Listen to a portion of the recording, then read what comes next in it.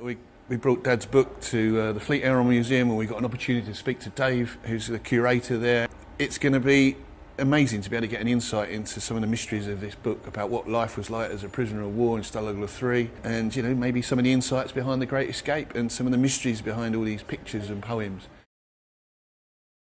So in front of me is the original of my dad's book. Is a section here from one of the commanding officers about his role in cricket in Stalag 3. Could you give us a bit of an idea of what role cricket had in day-to-day life and the escape? Cricket, they're British. If something else was going on in the camp, which they rather hoped the guards wouldn't be paying attention to, then a mock disagreement over a score or who handled a ball or what was it, all of those things could turn into a bit of a mock ruckus, which could easily distract from something else they'd like to carry out in secret. There's a section at the back which has a lot of cartoons, and this one I think depicts the humour of somebody finding their bunk bed with fewer slats than maybe they would like to. What type of materials do we need to escape? We need to build a tunnel, or we need to build a wooden horse, or we need to build whatever it was that they were trying to concoct to help their escape. They've only got the materials that they've got at hand. So suddenly everybody's bed is being targeted for, can we remove timber or slats?